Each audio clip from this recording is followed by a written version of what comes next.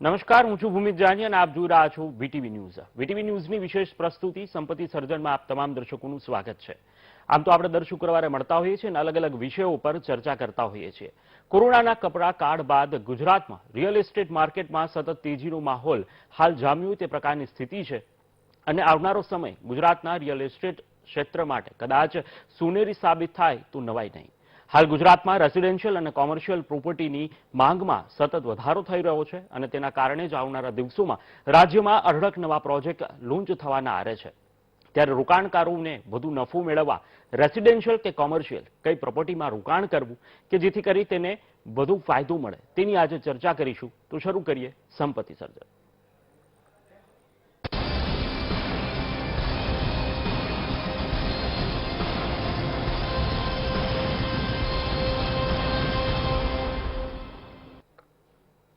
તો આ વિષયને લઈને ચર્ચા કરવા માટે મારી સાથે મુનિલ પરીખ કે જેઓ ડાયરેક્ટર છે પરીખ ઇન્ફ્રાકુન અને તેમજ શર્વિલ શ્રીધર કે જેઓ પ્રમોટર છે શ્રીધર ગ્રુપના. આ બંને મહાનુભાવો આપણી સાથે જોડાઈ ચૂક્યા છે. સૌપ્રથમ પ્રશ્ન મુનિલભાઈ આપને પૂછવા માંગી છે, જ્યારે રિયલ એસ્ટેટની વાત કરી રહ્યા છીએ અને ત્યારે ગુજરાતની જ્યારે વાત થઈ રહી છે, સૌપ્રથમ અત્યારનું ટ્રેન્ડ ખાસ કરીને રેસિડેન્શિયલ પ્રોજેક્ટની જો વાત કરવામાં આવે તો એ કઈ તરફ ચાલી રહ્યો છે ગુજરાતની અંદર?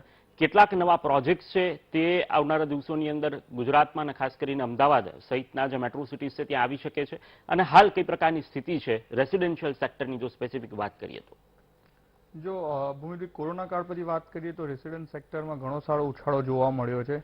કારણ કે જે લોકડાઉનમાં લોકો એક ઘરમાં 2 મહિના રહ્યા હતા, એના લીધે લોકો જોઈન્ટ ફેમિલી હતા, લોકોને નવા ઘરની રિક્વાયરમેન્ટ આવી હતી કે ભાઈ ઓકે આપણે એક બીજું ઘર જોઈએ કે ક્યારેક કોઈકને આપણા ફેમિલીમાં કોઈક બીમાર હોય ને આઇસોલેટ થવું જોઈએ.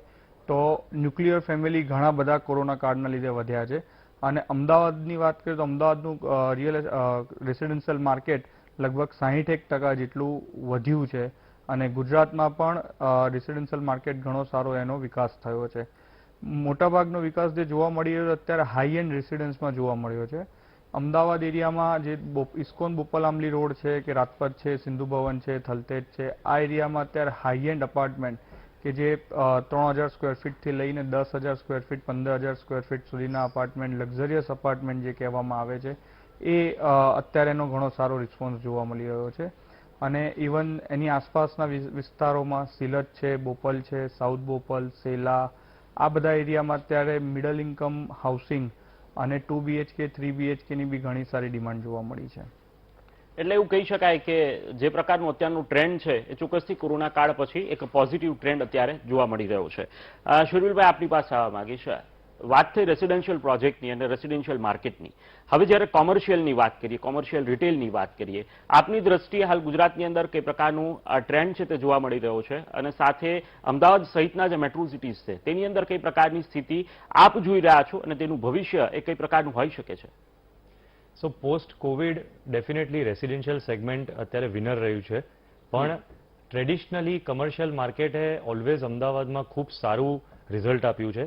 નંબર 1 કે જેની સામેના રિટર્ન્સ મળે છે એ કમર્શિયલ માર્કેટમાં ઓલવેઝ હંમેશા સારા રહ્યા છે. પ્લસ લીઝિંગ કરીએ તો રેસિડેન્શિયલમાં લીઝિંગનું રિટર્ન્સ મેક્સિમમ 2 to 3% હોય છે, જે કમર્શિયલમાં તમને 6%થી લઈને 8 થી 9% સુધીનું રિટર્ન્સ મળી શકતું હોય છે. એટલે ટ્રેડિશનલી હંમેશા કમર્શિયલ વિનર રહ્યું છે. હાલાકી કોવિડ પછી બીકોઝ ઓફ ધ લોકડાઉન, જ્યારે વર્ક ફ્રોમ હોમ એક પોપ્યુલર અપ્રોચ હતો વર્ક ટુવર્ડ્સનો, એટલા માટે ઓફિસીસની ડિમાન્ડ અને રિટેલ સ્પેસીસની ડિમાન્ડ ઘણી ઓછી હતી. પણ જે છેલ્લા 2 થી 3 મહિનાની અંદર હવે આ કોવિડનું બધું સેટલ થઈ ગયું છે, ઘણા બધા સિચ્યુએશન અંડર કંટ્રોલ આવી ગઈ છે, તો લાસ્ટ 2-3 મહિનામાં ડેફિનેટલી પાછો હવે એની સારી ડિમાન્ડ જોવા મળી રહી છે. એટલે ટ્રેડિશનલ અપ્રોચ જોઈએ તો કમર્શિયલ સેગમેન્ટ એ હંમેશા સારા રિટર્ન્સ આપ્યા છે અને ઇન્વેસ્ટર્સની ફર્સ્ટ ચોઇસ રહી છે.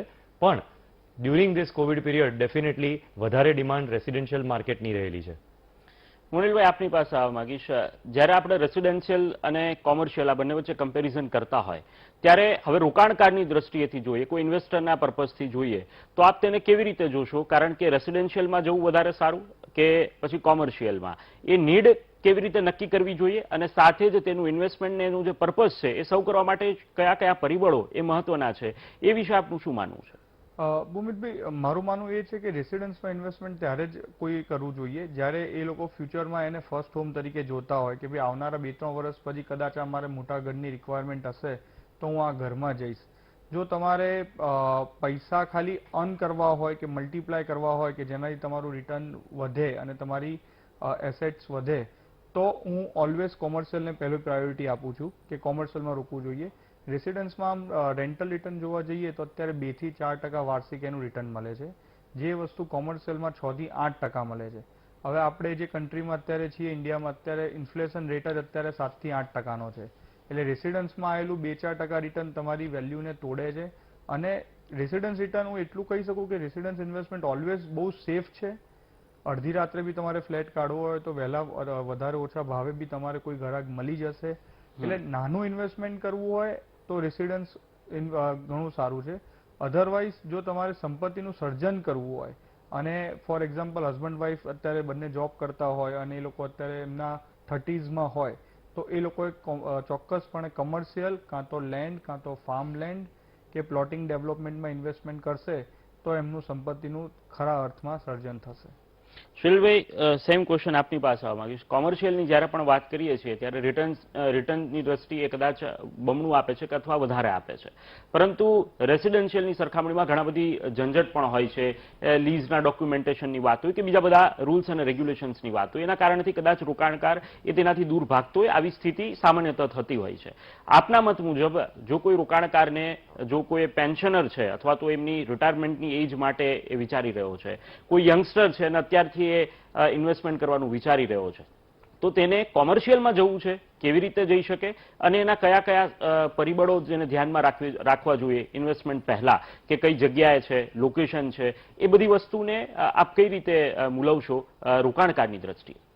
એટલે જેમ આપે જ કીધું અને મોનિલભાઈએ બી ચર્ચા કરી કે કમર્શિયલમાં લીઝિંગ કરવું કમ્પેરેટિવલી થોડું ઇઝીયર બી છે. એમાં ડીલ વધારે કોર્પોરેટ સાથે થતી હોય છે, લાંબી લીઝ બી થતી હોય છે, 3 વર્ષ, 5 વર્ષ, 10 વર્ષ.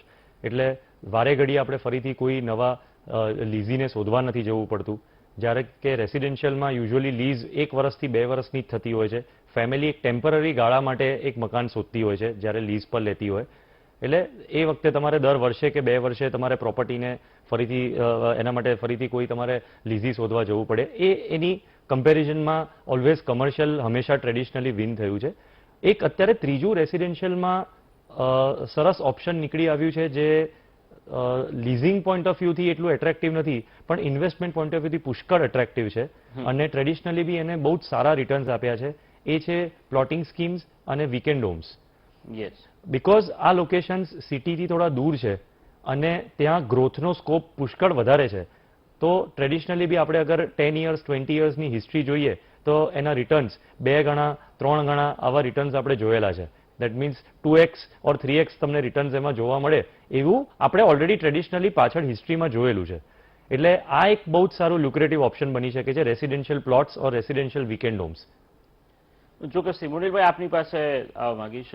એક પ્રશ્ન કોઈ પણ ઇન્વેસ્ટરને એ સતાવતો હોય કે એમને કયા પ્રકારે જવું એ કન્ફ્યુઝન હોય કે ભાઈ એમની ડિમાન્ડ શું છે અથવા તો એમની જે મૂળ મુદ્દો હોય તે કદાચ કન્ફ્યુઝ હોઈ શકે કે એને કેમાં જવું, રેસિડેન્શિયલમાં ઇન્વેસ્ટ કરવું, તેની જરૂરિયાત શું છે, એનું રેન્ટલ ઇન્કમ વધારે હોય કે રેસિડેન્શિયલની ઓછી હોય. આ મૂંઝવણ છે કોઈ પણ ઇન્વેસ્ટરને હોય. એનું સોલ્યુશન કેવી રીતે તેને કાઢવું જોઈએ જેથી કરીને એ સ્પેસિફિક સેક્ટર વાઇઝ એ ઇન્વેસ્ટમેન્ટ પર જઈ શકે અને સારું રિટર્ન એ પ્રમાણમાં મેળવી શકે જે એ કન્ફ્યુઝનની અંદર હોય? તો સૌથી પહેલા જેમનું ઇન્વેસ્ટમેન્ટ કરવું હોય એને પોતાનું એક બજેટ કરવું જોઈએ કે ભાઈ મારે કેટલા મારી પાસે અત્યારે એક્સેસ મની છે, કાં તો મારી કોઈ જૂની પ્રોપર્ટી વેચેલી છે કે મારી સેવિંગમાંથી કેટલા રૂપિયા બચેલા છે, પ્લસ લોનની એલિજિબિલિટી કેટલી છે કે એમને લોન કેટલી મળી શકે એવી છે. એટલે એના પરથી એમનું એક ફાઇનલ એક બજેટ નક્કી થાય કે ભાઈ એમને એક્સ અમાઉન્ટ ઇન્વેસ્ટમેન્ટ કરવા છે. રેસિડન્સમાં જો એમને ઇન્વેસ્ટમેન્ટ કરવું હોય ને તો ટિકિટ સાઇઝ નાની હોય, કારણ કે નાની ટિકિટ સાઇઝમાં કમર્શિયલમાં ઓપ્શન્સ ઘણા ઓછા મળશે અને ઇવન પ્લોટિંગમાં ને એમાં પણ ઓપ્શન્સ ઘણા ઓછા મળશે. તો એમણે એ સ્કીમમાં રોકાણ કરવું જોઈએ જે ડેવલપરની ગુડવિલ સારી હોય, એના પાસ્ટ પ્રોજેક્ટ્સ છે, પાસ્ટ રેકોર્ડ છે એ ચેક કરવા જોઈએ. હું ચોક્કસપણે કહીશ કે એમણે નવી સ્કીમમાં રોકતા પહેલા જે ડેવલપરની 3-4 વર્ષ જૂની સ્કીમ હોય એની એક વિઝિટ કરવી જોઈએ કે હવે એનું મેન્ટેનન્સ કેવું છે, ક્વોલિટી કેવી છે, ત્યાંના મેમ્બરો અત્યારે હેપી છે કે નહીં આનાથી. અને ત્યારબાદ એમની કોઈ અંડર કન્સ્ટ્રક્શન સ્કીમ હોય એમાં ઇન્વેસ્ટમેન્ટ કરશે તો જ્યાં સુધી બિલ્ડિંગ ઊભું થશે અને પોઝેશનનો ટાઈમ આવશે તો એમને રિટર્ન સારામાં સારું મળશે. તૈયાર થયેલી પ્રોપર્ટીમાં એ ઇન્વેસ્ટમેન્ટ કરશે તો ઓલરેડી એક એક્સ લેવલથી વાય લેવલ ઉપર એના રેટ પહોંચી ગયા હશે અને એમાં રિટર્ન ઓછું મળશે. ચોક્કસથી શરીરભાઈ આપની પાસે આવવા માંગીશ. એક રેરાના જે ડિટેલ્સ અને તેના આંકડાઓ એવું કહે છે કે અમદાવાદની અંદર અને ખાસ કરીને આમ તો ગુજરાતની અંદર 80 લાખ સ્ક્વેર ફીટ જગ્યાની ડિમાન્ડ છે અને ખાસ કરીને જ્યારે આઈટી હબ અને ફાર્માસ્યુટિકલનું હબ એ અમદાવાદ ગાંધીનગર બનવા જઈ રહ્યું હોય ત્યારે કોમર્શિયલની અંદર આવનારા દિવસોમાં ઉજળું ભવિષ્ય દેખાઈ રહ્યું છે. આપ જો કોઈ ઇન્વેસ્ટરને સજેસ્ટ કરો તો એને કઈ રીતે સજેસ્ટ કરી શકો કે જેને રેસિડેન્શિયલમાં નથી જવું, એની નીડ પણ નથી, પરંતુ તેને કોમર્શિયલમાં જવું છે, સારી રેન્ટની ઇન્કમ પણ જોઈએ છે અને સાથે રિટર્ન પણ જોઈએ છે કે 5 વર્ષ પછી એ કોમર્શિયલ પ્રોપર્ટી સેલ આઉટ કરે છે તો તેને રિટર્ન એ સારી એવી રીતે મળી શકે. આપ કઈ રીતે સજેસ્ટ કરી શકો અને કયા એરિયા સ્પેસિફિક છે કે જેના ઉપર અત્યારે ડિમાન્ડિંગ હોય અને જેની અંદર ઇન્વેસ્ટમેન્ટ કરનારને સીધું એનો લાભ મળી શકે?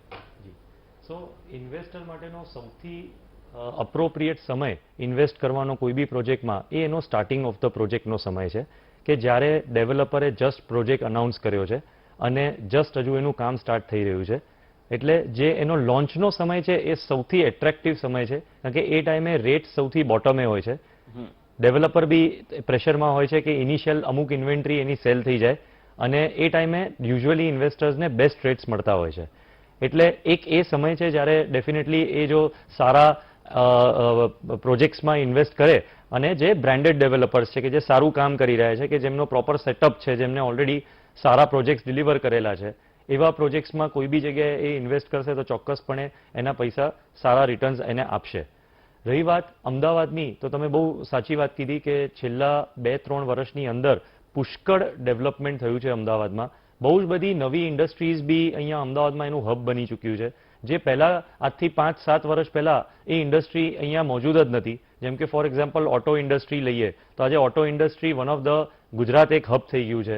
ઘણી બધી સારી મોટી મોટી કંપનીઝ અહીંયા ગુજરાતમાં એની પ્રેઝન્સ આવી ગઈ છે. સરાઉન્ડિંગ અમદાવાદ એની પ્રેઝન્સ છે, એની ફેક્ટરીઝ છે જે આજથી 7-8 કે 10 વર્ષ પહેલા એની પ્રેઝન્સ હતી જ નહીં. આઈટી ઇન્ડસ્ટ્રી, તો આઈટી ઇન્ડસ્ટ્રી ગુજરાત કોઈ દિવસ એમાં પ્રોમિનન્ટ લીડર નહોતું. આજે ટોપ 10 સ્ટેટ્સમાં આઈટી ઇન્ડસ્ટ્રીમાં ગુજરાત આપણું આવે છે અને એમાં બી અમદાવાદ હંમેશા એક સેન્ટ્રલ સિટી છે. એટલે બધાને એમની પોતાની એક કોર્પોરેટ ઓફિસ કે એની પ્રેઝન્સ એક અમદાવાદ સિટીમાં રાખવી હોય છે. એટલે ચોક્કસપણે અમદાવાદનું કમર્શિયલનું ફ્યુચર બહુ જ બ્રાઇટ છે. રિટેલ બી અત્યારે બહુ જ બૂમિંગ, મને એનું પ્રોસ્પેક્ટ બહુ જ પોઝિટિવ દેખાઈ રહ્યા છે. ઘણા નવા મોલ્સ આવી રહ્યા છે અને જે 2-3 વર્ષની અંદર લોકોએ ઓનલાઈન શોપિંગ કર્યું, હવે લોકોને પાછી ફિઝિકલ પ્રેઝન્સની ફીલની જરૂરિયાત દેખાઈ રહી છે. જે રીતના અત્યારે કોઈ બી એક્ઝિસ્ટિંગ આપ મોલમાં જશો તો પહેલા કરતાં બી વધારે અત્યારે ત્યાં ફૂટફોલ્સ છે. એનો મતલબ એમ થઈ રહ્યો છે કે લોકોને પાછું ફિઝિકલ પ્રેઝન્સથી શોપિંગ કરવું છે. એટલે આનું જે રૂટીન લાઈફ આપણે કહીએ એ અત્યારે બેક ટુ નોર્મલ થઈ રહી છે. ઘણો બધો રૂરલ જે પોપ્યુલેશન હતી એમાં અર્બનાઇઝેશન બી જોવા મળ્યું છે. એનો મતલબ કે નાના નાના ટાઉન્સ જેને સારી મેડિકલ સુવિધાઓ નથી કે જેને સારા એજ્યુકેશનની ઉપલબ્ધ નથી, એ બધા ઘણા બધા લોકો સિટી તરફ મૂવ થયા છે કોવિડ પછી. એટલે એના લીધે બી એક સારું પોપ્યુલેશનમાં ગ્રોથ આવે છે અને એના લીધે ઘણી બધી સારી કમર્શિયલની ડેવલપમેન્ટની એની ગ્રોથ દેખાઈ રહ્યો છે. શરીરભાઈ, એક પ્રશ્ન અહીંયા તમને જ્યારે કોમર્શિયલની વાત આવી રહી છે ત્યારે એ પણ પૂછવાનું થાય, વર્કિંગ સ્પેસ, ખાસ કરીને કોવર્કિંગ સ્પેસનો જે કન્સેપ્ટ છે એ કોવિડ પછી બહુ બધી રીતે પ્રસારિત થયો છે અને એ અમદાવાદની અંદર પણ આજે જોવા મળી રહ્યો છે. આપ એ સેક્ટરની અંદર જો વાત કરવામાં આવે તો કઈ પ્રકારે જોઈ રહ્યા છો, કઈ પ્રકારની એની ડિમાન્ડિંગ હશે? કારણ કે આજકાલ એક અમદાવાદનું તો મને ખબર છે, પરંતુ અમદાવાદ સિવાયના મેટ્રો સિટીઝ ગુજરાતની અંદર એ ડિમાન્ડિંગમાં એવું છે કે તમે એને ટોટલ ઇન્ફ્રાસ્ટ્રક્ચર સાથે જો એને પ્લેસ છે તે પ્રોવાઈડ કરો છો તો તે પોતાની રેન્ટ પર અથવા લીઝ પર અથવા તો એ પરચેઝ કરવાનું વિચારતા નથી. એ કન્સેપ્ટ ઉપરથી જો કોઈ ઇન્વેસ્ટરને એ દિશાની અંદર રોકાણ કરવું છે તો એ કઈ રીતે થઈ શકે અને એનું ટ્રેન્ડ અત્યારનું શું છે? કોવર્કિંગ સ્પેસનો બહુ બ્યુટીફુલ કોન્સેપ્ટ છે. It is almost like a service office. જેમ સર્વિસ અપાર્ટમેન્ટ્સનો એક કોન્સેપ્ટ હતો કે તમે ત્યાં ઘરની અંદર રહો અને તમને બધી જ સુખ સુવિધાના લાભ મળે. સિમિલરલી ઓફિસમાં અગર તમને બધી જ સુખ સુવિધાના લાભ મળતા હોય અને છતાં બી તમારે ખાલી એ સ્પેસ કે આવર્સ માટે જ પે કરવાનું આવે તો એ એક બહુ અમેઝિંગ કોન્સેપ્ટ છે અને એ કોન્સેપ્ટ અમદાવાદમાં સખત પોપ્યુલર થયો છે. કોવર્કિંગ એઝ અ બિઝનેસ બધા જ લીડર્સે બહુ જ સારી સક્સેસ પામી છે અને અત્યારે હવે મોટા મોટા કોર્પોરેટ્સ એ લોકો be instead of having their leased offices they are going for coworking offices કે જ્યાં એમને સર્વિસ્ડ ઓફિસ કોન્સેપ્ટ મળી રહ્યો છે.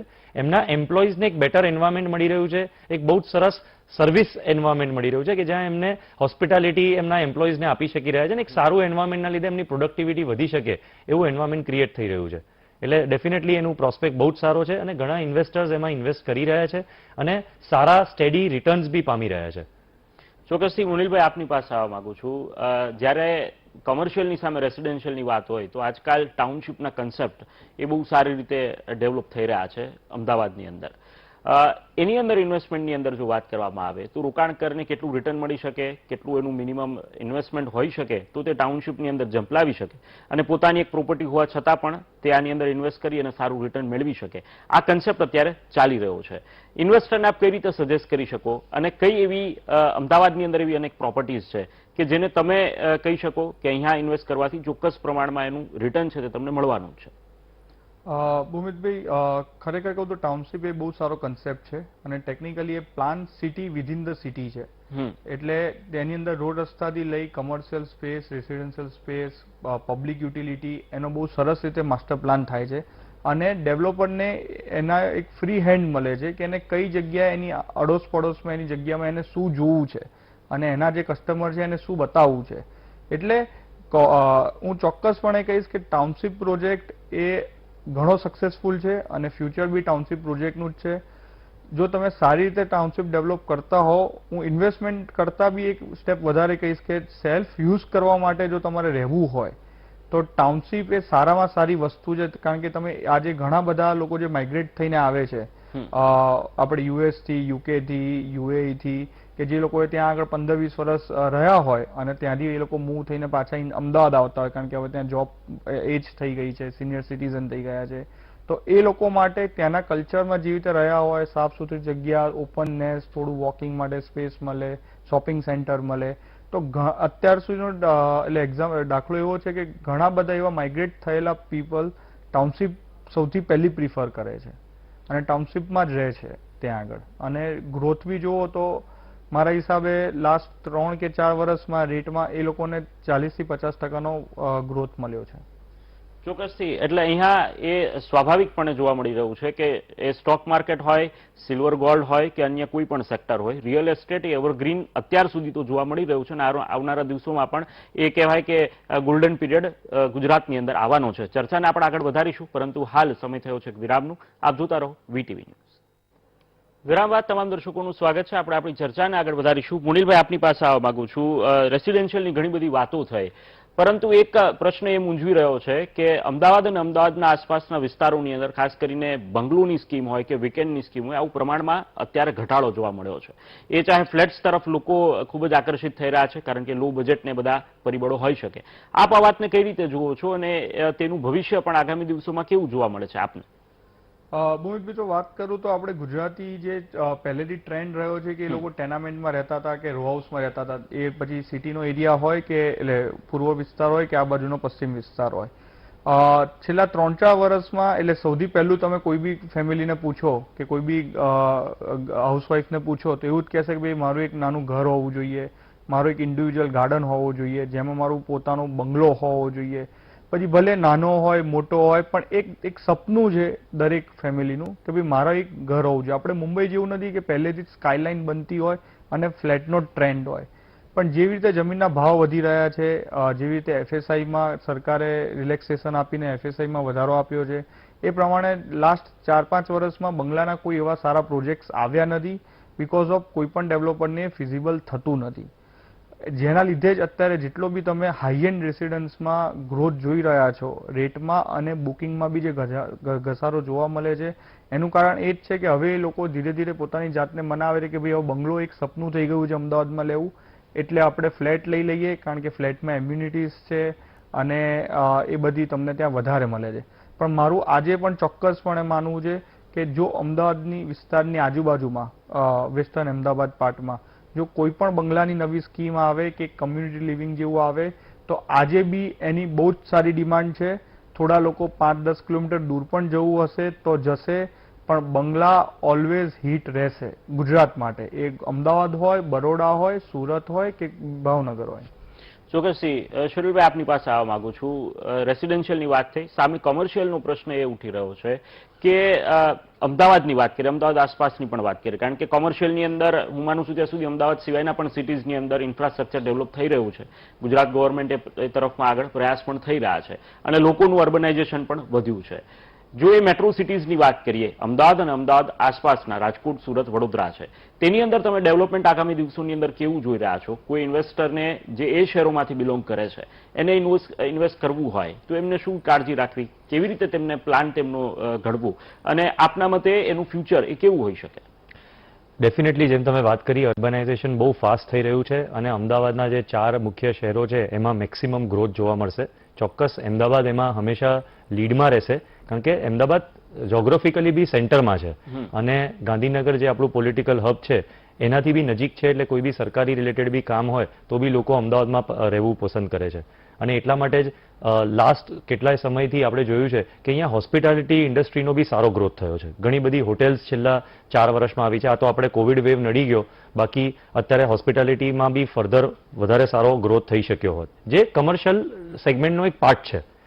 અને ચોક્કસપણે જે બીજા શહેરો છે, Baroda, Surat, Rajkot, even small towns like Bhavnagar, આ બધી જગ્યાએ આવાવાળા દિવસોમાં ડેફિનેટલી આપણે એક સારો કમર્શિયલ ગ્રોથ જોઈશું, કારણ કે અર્બનાઇઝેશન બહુ જ રેપિડલી થઈ રહ્યું છે અને ચોક્કસ બધા લોકો સારી ઓપોર્ચ્યુનિટી, સારી લાઈફ, આ બધા માટે લોકો સારા નજીકના શહેરોમાં શિફ્ટ થઈ રહ્યા છે.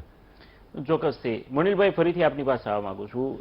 રેસિડેન્શિયલમાં કોઈ પણ વ્યક્તિને, કોઈ પણ ઇન્વેસ્ટર એનો શોર્ટ ટર્મ ફાયદો હું માનું છું ત્યાં સુધી જોતા હોય, અને પણ એક એક્ઝામ્પલ એવું પણ મારા ધ્યાનમાં એ આવેલું છે અને ઇન્વેસ્ટર પણ આવું જ વિચારી રહ્યા છે. આપનું શું માનવું છે? પ્રતિક્રિયા એ જાણવી છે કે કોઈ પાસે એક ફ્લેટ હોય છે, એ બીજો ફ્લેટ પરચેઝ કરે છે અથવા તો પોતે રેન્ટ પર રહેવા જાય છે અને લોન લઈ અને એ ફ્લેટ પરચેઝ કરે છે અને ત્યાર પછી એનું રેન્ટલ ઇન્કમથી એ પોતાનું ઈએમઆઈ પે કરે છે અને બંને પોતાનું જે બેલેન્સ છે એ ઇકોનોમિક બેલેન્સ જાળવી રાખે છે. આ કન્સેપ્ટ વધ્યો છે.